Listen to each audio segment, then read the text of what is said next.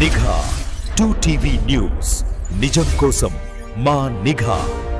పిల్లలకు ధార్మిక విలువలు నేర్పాలి. గణపతి సచ్చిదానంద స్వామీజీ రామాయణం, మహాభారతం, భాగవతం, భగవద్గీత వంటి మహా గ్రంథాల్లో ధార్మిక ఆధ్యాత్మిక విలువలను తమ పిల్లలకు బోధించవలసిన బాధ్యత ప్రతి తల్లిదండ్రులపైన ఉందని మైసూరు అవధూత దత్తపీఠాధిపతి పూజ్య శ్రీ గణపతి సచ్చిదానంద స్వామీజీ తెలిపారు.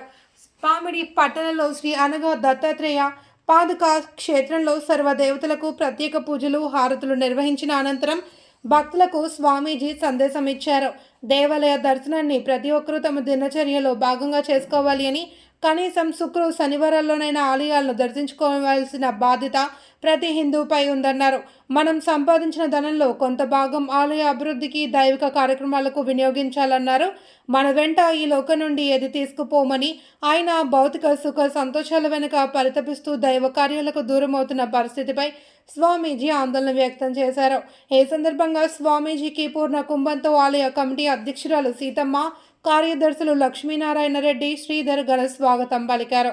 అనంతరం స్వామీజీ దత్తాత్రేయ స్వామి, అనగాదేవి, కార్యసిద్ధి ఆంజనేయ స్వామి, నవగ్రహ దేవతలకు పూజలు, హారతులు నిర్వహించారు. ఫిబ్రవరి 2న పామిడిలో నిర్వహించనున్న భోగేశ్వర కళ్యాణం ఘనంగా విజయవంతంగా జరగాలి అని స్వామీజీ దివ్య ఆశీర్వాదాలు అందించారు. క్షేత్రంగా ఎక్కడెక్కడ భగవంతుడు ఎక్కడెక్కడ ఈ భూమిలో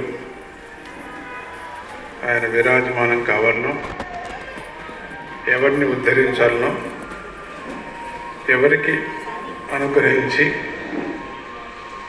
వాళ్ళకి ఏం కావాలనో ఇవ్వటానికి కోసం మన భారత భూమిలో అన్ని చోట్ల